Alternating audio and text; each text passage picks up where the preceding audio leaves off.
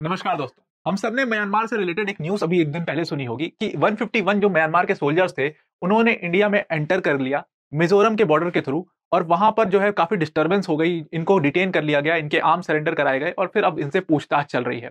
तो देखो इस वीडियो में हम क्या करेंगे, म्यांमार के पूरे इश्यू को समझेंगे और म्यांमार से पहले भी बहुत सारे रेफ्यूजीज़ जो रोहिंग्यास का आपने पूरा केस देखा था, वो भी इंडिया में आए थे।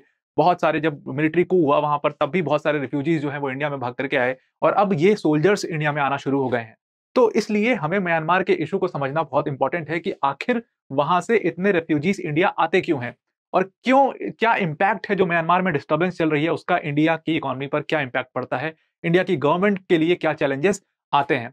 तो इस वीडियो में हम इसमें डिटेल में चर्चा करेंगे। But before starting the video I would like to wish you a very happy new year. और साल के इस पहले दिन आप कोई ऐसा रिजोल्यूशन ले सकते हो जो आपको हेल्प करेगा आपका गोल अचीव करने में।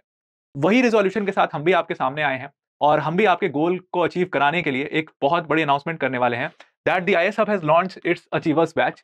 और ये जो अचीवर्स बैच है इसमें पूरे ऑल ओवर इंडिया से 100 स्टूडेंट्स को पिक किया जाएगा। इन स्टूडेंट्स पर स्पेशल मेहनत और फोकस की जाएगी। प्लस जो ये 100 स्टूडेंट्स होंगे वो एक स्कॉलरशिप टेस्ट के बेसिस पर पिक किए जाएंगे, तो उनको 60% तक का डिस्काउंट भी यहाँ पर मिलेगा। ये बैच जो है ये 2 जनवरी से स्टार्ट हो रहा है, यानी कि कल से स्टार्ट हो रहा है। तो आपको अगर इस बैच के बारे में ज्यादा जानकारी चाहिए तो आप डिस्क्रिप्शन में एक लिंक दिया है, वहां पर जाकर के अपना फॉर्म फिल कर दीजिए। डीआई सबकी टीम आपको रीच आउट कर लेगी। तो now let's begin with our video. देखो अगर म्यांमार का आप इशू देखोगे तो इशू जो है यहाँ पर टाइमलाइन एक मैंने दी हुई है, तो 2010 की टाइमलाइन से ये शुरू है। बट एक्चुअल में म्यांमार का जो पूरा इशू है ना वो 1948 से ही शुरू हो गया था। तो मैं उसको साइड में लिख देता हूँ। देखो सबसे पहले क्या हुआ था कि 1948 में म्यांमार में इंडिपेंडेंस हुआ था। जैसे इंडिया का इंडिपेंडेंस 47 में हुआ था, वहां पे ब्रिटिश रूल था वहां पर भी, तो 48 में इंडिपेंडेंट हुआ म्यांमार। अब जो इंडिपेंडेंस का पूरा मूवमेंट था ना वो एक बहुत बड़े लीडर लीड कर रहे थे, जो आज की वहां की लीडर हैं बहुत बड़ी, सू की नाम सुना होगा आपने। उनके जो फादर थे वो उस समय बहुत बड़े डेमोक्रेटिक लीडर थे म्यांमार के और वही पूरा इंडिपेंडेंस का मूवमेंट लीड कर रहे थे। जिस तरीके से महात्मा गांधी जी की जो पोजीशन इंडिया में थी, जिस तरीके से उनकी जो रिस्पेक्ट थी, बहुत बड़े डेमोक्रेटिक लीडर माने जाते थे, ठीक उसी प्रकार सू की के जो फादर थे वो भी बहुत बड़े डेमोक्रेटिक लीडर माने जाते थे और उन्हीं के अंडर में ये सारे पूरे जो प्रोटेस्ट थे वो चले थे। जिसके बाद 1948 में अंग्रेजों ने म्यांमार को भी आज़ादी दे दी। म्यांमार एक इंडिपेंडेंट स्टेट बन गया। वहाँ पर प्रॉपर जैसे बाकी के नेबरिंग स्टेट्स में, जैसे पाकिस्तान में एक सरकार बनी, इंडिया में सरकार बनी, तो वहाँ पर भी वैसे ही एक सरकार बनी और वो सरकार बिल्कुल ठीक-ठाक से काम कर रही थी, चलती रही। 62 तक वो सरकार चली। बट 1962 में वहाँ पर मिलिट्री कू होता है। जैसे अभी आपने 2021 में सुना था कि म्यांमार में मिलिट्री कू हुआ है, ठीक उसी तरीके से 1962 में मिलिट्री कू होता है और वहाँ की जो गवर्नमेंट थी उसको उखाड़ फेंका गया और पूरा जो कब्जा है पूरे म्यांमार पे वो मिलिट्री ने कर लिया। म्यांमार की जो मिलिट्री है वो काफ़ी ज़्यादा स्ट्रॉन्ग है, अभी हम आगे चल के देखेंगे। और जैसे ही उन्होंने ये कब्जा किया 1962 में मिलिट्री रूल पूरा आ गया। मिलिट्री पूरी तरीके से एक पूरी कंट्री को चलाने लगी। अब देखो मिलिट्री जब चलाती है कंट्रीज़ को ना तो कुछ दिक्कतें आती है। देखो पाकिस्तान के केस में हमने देखा है कि अगर मिलिट्री पाकिस्तान को रूल कर रही है तो कितनी प्रॉब्लम्स आ रही हैं। हमें पता है कि नाम बराबर की गवर्नमेंट होती है। कोई भी आज तक पाकिस्तान का प्राइम मिनिस्टर ऐसा नहीं है जिसने अपनी पूरी टर्म कंप्लीट की हो। बहुत बड़ी बात है। क्यों? क्योंकि मिलिट्री वाले पीछे से कुछ साजिश करके हमेशा वहाँ की सरकार को गिरा देते हैं। कुछ लोगों को एलिमिनेट कर देते हैं। बहुत सारे ऐसे इश्यूज चलते रहते हैं। ठीक उसी प्रकार के इश्यूज म्यांमार में भी हैं। मिलिट्री का इतना ज़्यादा डोमिनेंस है कि वहाँ कुछ अच्छा काम हो नहीं पाता है। तो यहीं पर यहाँ पर मिलिट्री ने रूल किया। 62 में उनकी सरकार आई मिलिट्री की पूरी और मिलिट्री इस पूरे म्यांमार को चलाने लगी। काफ़ी ज़्यादा करप्ट ऑफिसर्स थे, बहुत ज़्यादा करप्शन था वहाँ पर, भुखमरी के बिल्कुल हालात हो गए थे। तो मिलिट्री से जो आम लोग हैं ना वो कभी खुश नहीं हैं वहाँ के। तो वो प्रोटेस्ट थोड़ा बहुत छोटा-मोटा प्रोटेस्ट होता रहता है म्यांमार की मिलिट्री के खिलाफ। उनको इससे फ़र्क नहीं पड़ता क्योंकि वो इस प्रोटेस्ट को बहुत ब्रूटली दबा देते हैं। आगे हम देखेंगे किस तरीके से वो क्या-क्या करते हैं।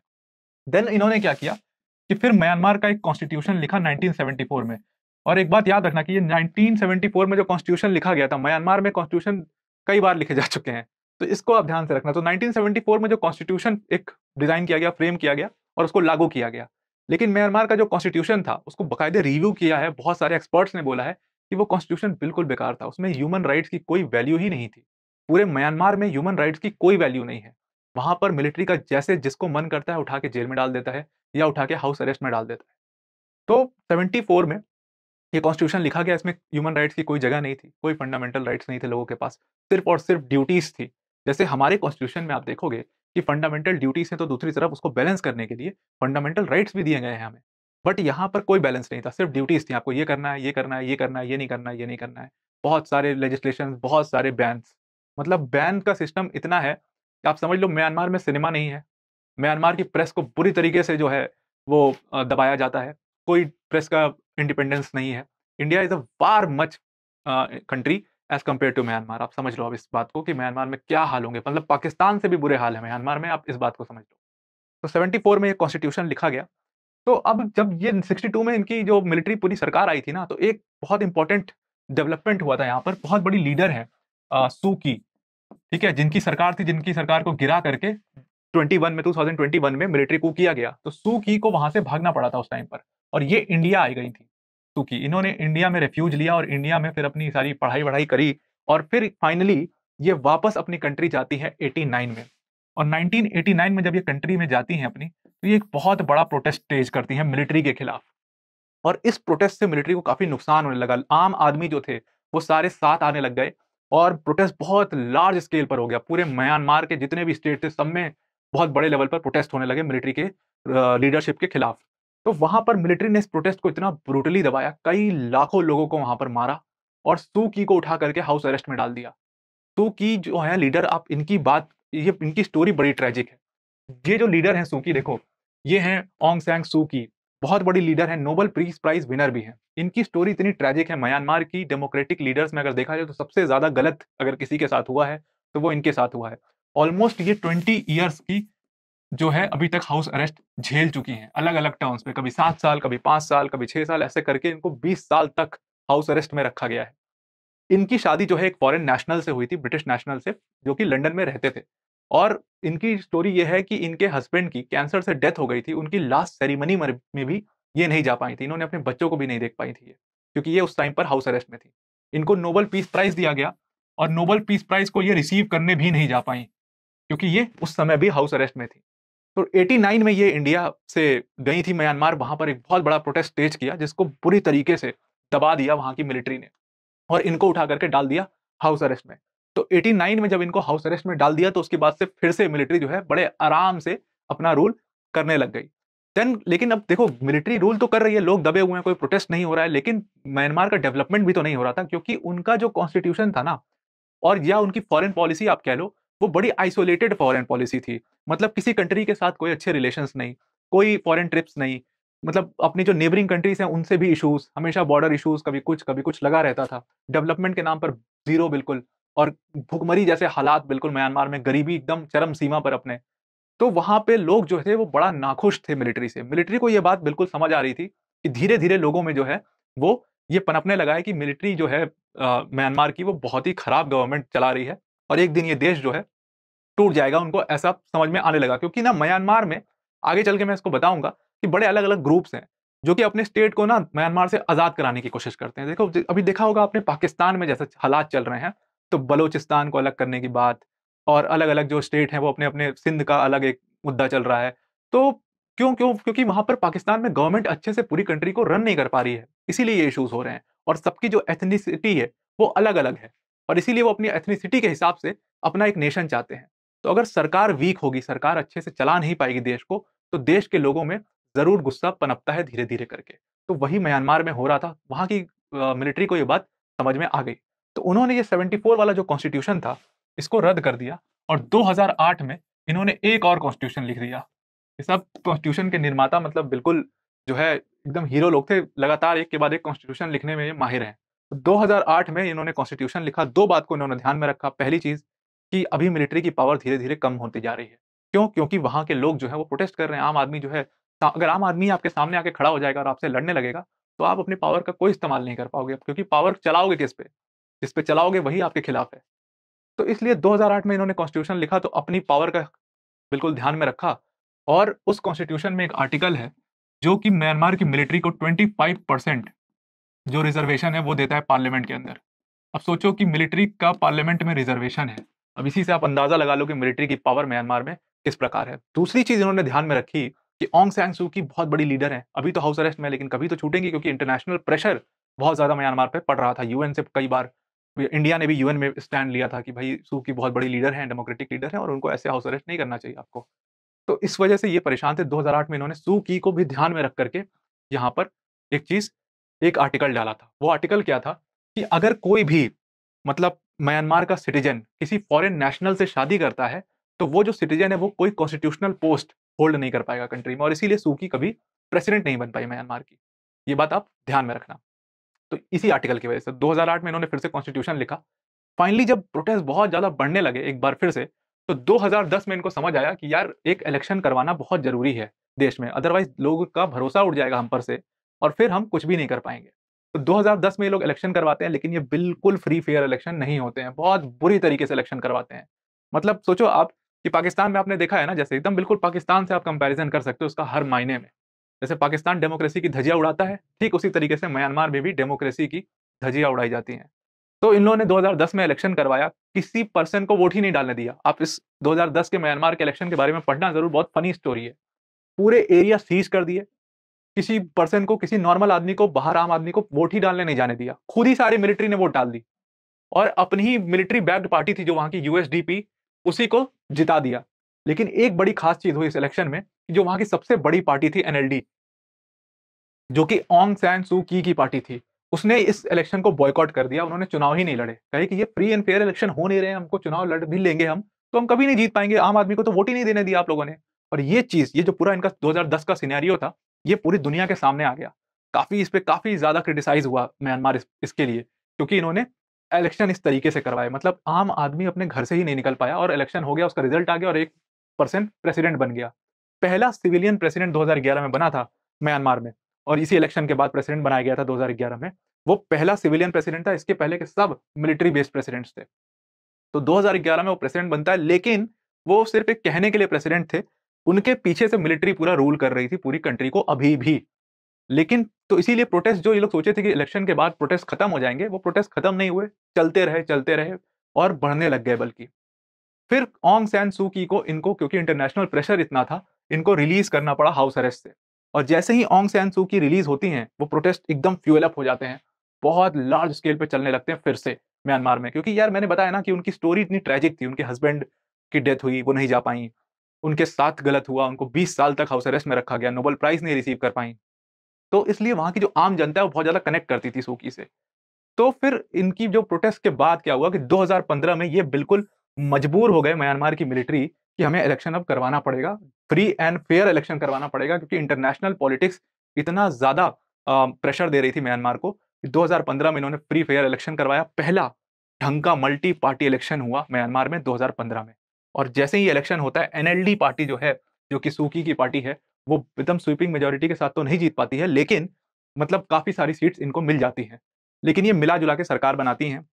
खुद तो ये प्रेसिडेंट बन नहीं पाती, जो आर्टिकल मैंने आपको बताया था 2008 वाले कॉन्स्टिट्यूशन में, उस आर्टिकल की वजह से, खुद क्योंकि उनके हस्बैंड जो है वो ब्रिटिश नेशनल थे, तो इसलिए वो खुद तो नहीं बन पाती हैं प्रेसिडेंट, लेकिन उनके पार्टी के जो सेकंड इन कमांड थे, वो प्रेसिडेंट बनते हैं और पीछे से डी फैक्टो रूलर सू की थी, बड़े अच्छे से गवर्नमेंट रन कर रही थी। पर 2015 में दिक्कत ये थी कि बहुत 25% सीट क्योंकि मिलिट्री के ऑफिशियल्स के पास थी, तो वो अपने बंदे बैठाए हुए थे उन 25% सीट्स पे, और बाकी की सीट जो थी, दूसरी-दूसरी पार्टी के लोग जीते थे जो, तो सबके साथ मिला करके वो सरकार चलाने में बड़ी दिक्कत हो रही थी। क्यों? क्योंकि मिलिट्री जो है काफ़ी ज़्यादा इंटरफेरेंस कर रही थी, काफ़ी मतलब क्लैश थे आपस में सरकार के और मिलिट्री के। तो इसके वजह से क्या हुआ कि किसी तरीके से खींच-खाच के सरकार चली। लेकिन दूसरा जो सबसे इम्पोर्टेंट डेट है म्यांमार की हिस्ट्री में, वो है 2020 की। ये इलेक्शन बहुत ज़्यादा नोटिस भी किया गया पूरी दुनिया में। क्यों? ये बहुत, एक तो फ्री एंड फेयर इलेक्शन हुआ, बहुत ज़्यादा फ्री फेयर इलेक्शन हुआ, और यहाँ पर क्या होता है कि सू की जो पार्टी थी एनएलडी, उन्होंने स्वीपिंग मेजॉरिटी के साथ चुनाव जीते, और स्वीपिंग मेजॉरिटी के साथ जीतने के बाद उन्होंने जो अपना प्रेसिडेंट बनाया वहाँ पर, ज़बरदस्त काम करना शुरू किया, और मिलिट्री की जो पावर थी लगातार घटना शुरू हो गई म्यांमार में। क्योंकि इंटरनेशनल ट्रिप्स और इंटरनेशनल मतलब इंडिया से अच्छे रिलेशंस बनाने की कोशिश और बाकी कंट्रीज से अच्छे रिलेशंस बनाने की कोशिश करते गई, तो मिलिट्री जो है काफ़ी वीक पड़ने लग गई यहाँ पर म्यांमार की। और इसी के बाद जो है 2021 का हमने वो मिलिट्री कू देखा। मिलिट्री कू में मिलिट्री जो है सरकार को उठा करके फेंक दिया, और सू की जो वहाँ की बहुत बड़ी लीडर थी, उनको फिर से हाउस अरेस्ट में डाल दिया गया। अभी भी वो हाउस अरेस्ट में है। अब आप इस बात का अंदाज़ा लगाओ, आज के टाइम पर भी इतनी मीडिया, इतना सब कुछ होने के बाद भी उनकी कोई न्यूज़ कवर नहीं होती। वो हाउस अरेस्ट में है, उनकी मीडिया से नहीं मिल सकती, वो किसी नॉर्मल इंसान से नहीं मिल सकती, वो किसी आम आदमी से नहीं मिल सकती, वो बाहर नहीं जा सकती। इस तरीके का हाउस अरेस्ट है। कहने के लिए हाउस अरेस्ट है, वो समझ लो आप जेल में ही हैं एक तरीके से वो। क्योंकि हाउस अरेस्ट जो है वो अलग होता है, कुछ राइट्स होते हैं इंसान के पास, उनके पास कोई राइट्स नहीं है। बिल्कुल उनको एक जगह पर बंद कर दिया गया है, इस मिलिट्री कू के बाद 2021 में। लेकिन जब ये मिलिट्री कू हुआ ना, तो मिलिट्री, अब प्रॉब्लम्स म्यांमार में इतनी बढ़ चुकी थी कि अब मिलिट्री से भी वो चीज़ सँभाली नहीं जा रही है। अगर आप म्यांमार की प्रॉब्लम को समझना है ना, तो आप इस मैप के थ्रू समझने की कोशिश करो। देखो, म्यांमार में सबसे पहली चीज़ तो ना बहुत सारे एथनिक ग्रुप्स हैं और ये चीज़ ना मिलिट्री वहाँ की समझ नहीं पाई। अब इतने सारे एथनिक ग्रुप्स हैं, हर एथनिक ग्रुप का अपनी एक इंडिविजुअल आइडेंटिटी है। सबसे बड़ा अगर आप एथनिक ग्रुप देखोगे, तो ये जो बीच सेंटर पार्ट है म्यांमार का, ये सेंटर वाला जो एरिया है, ये पूरा जो है, ये बामार ग्रुप यहाँ रहता है। अब म्यांमार का पहले नाम आप सबको पता है कि बर्मा नाम था म्यांमार का पहले। तो ये नाम ही एक्चुअली इसलिए चेंज किया गया था। अब ये बर्मा वर्ड जो है कहा जाता है ये बामार से लिया गया था। तो ऐसा दिखाता है ये कि जो पूरा म्यांमार है, जिसका नाम पहले बर्मा था, ये बर्मा जो है वो सिर्फ एक एथनिक ग्रुप का पूरा कंट्री है। तो इस चीज़ को चेंज करने के लिए, इस परसेप्शन को चेंज करने के लिए बर्मा नाम चेंज करके म्यांमार रखा गया था। ठीक है? अब ये बामार जो एथनिक ग्रुप है, ये सबसे बड़ा एथनिक ग्रुप है, सबसे ज़्यादा पॉपुलेशन इनकी है। लेकिन जो बाकी के हैं, वो छोटे ग्रुप्स हैं लेकिन बड़े स्ट्रॉन्ग ग्रुप्स हैं। वो अपने-अपने एरिया में काफ़ी स्ट्रॉन्ग ग्रुप्स हैं और इन ग्रुप्स ने कभी आपस में मेल-जोल नहीं कर पाए। हालाँकि रिलिजन देखोगे ना वहाँ पे, म्यांमार में तो 90% जो है वहाँ बुद्धिज़्म है, ठीक है? लेकिन एथनिसिटी बहुत अलग-अलग है, लोग अलग-अलग एथनिक ग्रुप से आते हैं। अब जैसे ये येलो वाला पार्ट है ना, ये ग्रुप बड़ा इंपॉर्टेंट है, ठीक है? ये रकाइन नाम है इसका और ये रकाइन ग्रुप जो है, ये रहता है अराकान वाले स्टेट में। अब ये स्टेट का नाम आप याद रखना, अराकान स्टेट। ये सबसे जो है ना डिस्टर्ब्ड स्टेट म्यांमार का यही है और इसी स्टेट से इंडिया की बाउंड्री बहुत ज़्यादा लगती है और इसीलिए इंडिया में इतनी रेफ्यूजीज़ घुसते हैं। अब इन सारी देखो, ये राकाइन वाली जो है या कारेन हो गए या शान हो गए, ये सारे जो एथनिक ग्रुप्स हैं ना, ये अपने-अपने स्टेट को, सब अलग-अलग स्टेट्स में रहते हैं। जैसे ये वाला अराकान वाला स्टेट देखोगे आप, तो यहाँ पर ये येलो वाला जो आपको पार्ट दिख रहा है हाइलाइटेड, वो राकाइन ग्रुप है। बीच में ये वाला पार्ट दिख रहा है आपको, ये रोहिंग्या ग्रुप है ऑरेंज वाला। प्लस अलग-अलग ऐसे ही कारेन ग्रुप है, ऐसे ही शान ग्रुप है। तो सब अपने-अपने अलग-अलग स्टेट में रहते हैं और क्योंकि म्यांमार की गवर्नमेंट से खुश नहीं होते हैं, इसलिए ये अपने-अपने स्टेट को आज़ाद कराने के लिए लड़ाई लड़ने लगते हैं। अब जब मिलिट्री रूल था तो इन्होंने क्या किया था, मिलिट्री से लड़ने के लिए, क्योंकि मिलिट्री आर्म्स एम्यूनिशन फोर्स के साथ लड़ती थी, तो इन्होंने भी अपना-अपना एक रिबेल ग्रुप बना लिया। बहुत सारे जो है रिबेल ग्रुप्स आज भी एग्ज़िस्ट करते हैं म्यांमार में और वही रिबेल ग्रुप्स अब मिलिट्री के साथ लड़ाई कर रहे हैं। अब वो रिबेल ग्रुप्स कौन-कौन से, देखो बहुत सारे रिबेल ग्रुप्स हैं, लेकिन मैं सबका नाम नहीं बता पाऊँगा। आपको टॉप मोस्ट 2-3 हैं, उनका नाम बता देता हूँ। एक तो कारेन लिबरेशन आर्मी है, ठीक है? एक अराकान लिबरेशन आर्मी है और एक काचीन लिबरेशन आर्मी है, ठीक है? अब ये 3 जो हैं, ये 3 प्रमुख वहाँ के रिबेल ग्रुप्स हैं। तो पहले ये रिबेल ग्रुप्स आपस में लड़ा करते थे अपनी आइडेंटिटी, अपनी एथनिसिटी को लेकर के। आपने एक बहुत बड़ा मुद्दा सुना होगा कि बहुत बड़ी मात्रा में रोहिंग्या मुस्लिम्स को जो है कि वहाँ से भगाया गया था म्यांमार से और वो भाग करके इंडिया में रेफ्यूज लिया था उन्होंने और आज भी रोहिंग्या मुस्लिम्स इंडिया में एज़ अ रेफ्यूजी रह रहे हैं, रेफ्यूजी स्टेटस के साथ। तो ये इश्यू जो हुआ था ना, ये इसी अराकान स्टेट में हुआ था। ये रकाइन जो यहाँ की एथनिक ग्रुप है, इसका और रोहिंग्या मुस्लिम्स का क्लैश हुआ था, जहाँ पर बहुत बड़ी मात्रा में रोहिंग्या मुस्लिम्स को मारा गया था और फिर रोहिंग्या मुस्लिम मजबूर हो गए भाग करके इंडिया के मिज़ोरम, मणिपुर वाले बॉर्डर से घुस गए इंडिया में। तो इंडिया में काफ़ी ज़्यादा डिस्टर्बेंस भी हुई थी, बहुत सारे प्रोटेस्ट भी हुए थे कि हम क्यों अलाउ कर रहे हैं रेफ्यूजीज़ को। देखो, हमारी ना गवर्नमेंट, हम सबसे लार्जेस्ट डेमोक्रेसी हैं पूरी दुनिया के। तो वी कैन नॉट फोर्स और वी कैन नॉट, मतलब आउटराइटली किसी को रोक नहीं सकते हैं हम।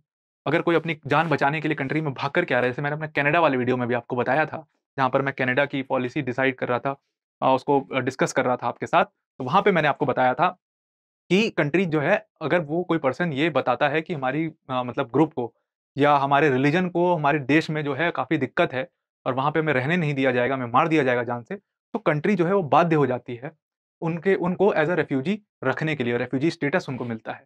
तो उसी तरीके से इंडिया जो है रोहिंग्या मुस्लिम्स को एज़ अ रेफ्यूजी एक्सेप्ट कर लिया। लेकिन अभी पूरा केस चल रहा है, अभी तो वो मामला बिल्कुल अभी कोर्ट में है, चल रहा है।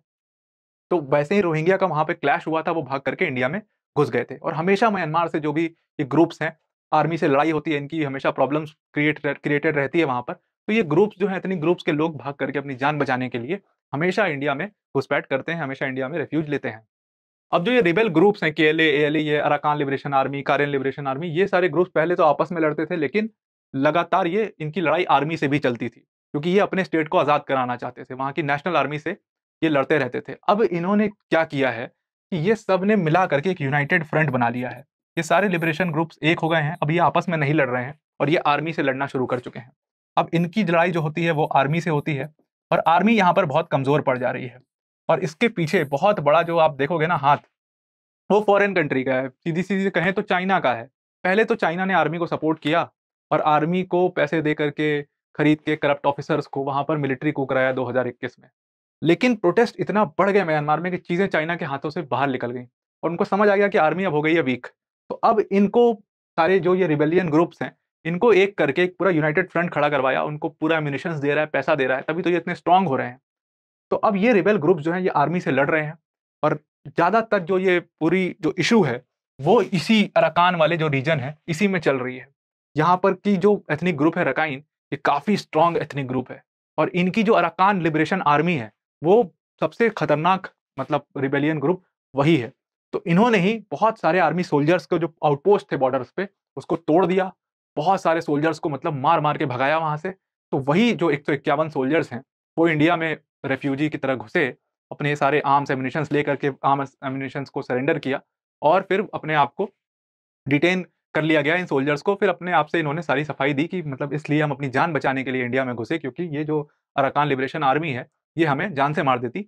तो सपोर्ट करिए और इंडिया भी इस पे काफ़ी अपना स्टांस ले रहा है। अगर आप इंडिया की पोज़ीशन देखोगे ना, इंडिया बहुत परेशान रहता है म्यांमार से। इंडिया के 3 स्टेट हैं, अरुणाचल प्रदेश, मणिपुर एंड मिज़ोरम।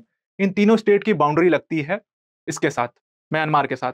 मणिपुर में जो पूरा इश्यू हुआ था, काफ़ी न्यूज़ में कवर हुआ था, जो पूरा प्रोटेस्ट हुआ था, दंगे फैल गए थे मणिपुर में, वहाँ पर भी बहुत ज़्यादा हाथ जो म्यांमार से आए हुए रेफ्यूजीज़ थे उनका था। अगर आप पूरा उस इश्यू को ध्यान से देखोगे, तो वहाँ पर जो म्यांमार से आए हुए रेफ्यूजीज़ थे, उनके इन्वॉल्वमेंट की वजह से वो दंगा बहुत ज़्यादा भड़क गया था और कितने लोग वहाँ पर इंडिया में मारे गए, इतनी डिस्टर्बेंस इंडिया में उस इश्यू को लेकर के हुई। अब मिज़ोरम वाला जो बॉर्डर है, क्योंकि ये अराकान स्टेट से लगता है मिज़ोरम वाला पार्ट, अराकान जो स्टेट है म्यांमार का सबसे ज़्यादा जो डिस्टर्ब्ड एरिया है वही है और वो बॉर्डर वाला एरिया है, तो रेफ्यूजीज़ हमेशा भाग करके वहाँ से इधर मिज़ोरम के साइड घुसते हैं। तो इंडिया जो है, अगर इंडिया की फॉरेन पॉलिसी को समझोगे, तो इंडिया खासा परेशान है म्यांमार के इस रेफ्यूजी के बार-बार घुसने से इंडिया में और इंडिया इस पे एक बहुत स्ट्रॉन्ग स्टेप बिल्कुल लेना चाहिए और इंडिया स्ट्रॉन्ग स्टेप लेगा भी, क्योंकि यहाँ पर जो पूरा म्यांमार पे जो इन्वॉल्वमेंट है वो चाइना का इतना ज़्यादा बढ़ गया है और चाइना शायद जानबूझ के इंडियन बॉर्डर्स में ये घुसपैठ करवाता है ताकि इंडिया का ध्यान हमेशा इधर रहे, हमेशा इंडिया जो है अपने बॉर्डर्स को लेकर के परेशान रहे और पूरा म्यांमार में ये डिस्टर्बेंस जो है वो कहीं न कहीं चाइना को फ़ायदा पहुँचा रहा है, अगर चाइना की हम बात करें तो। तो आज की वीडियो में इतना ही। I hope this video helps. Thank you and have a nice day.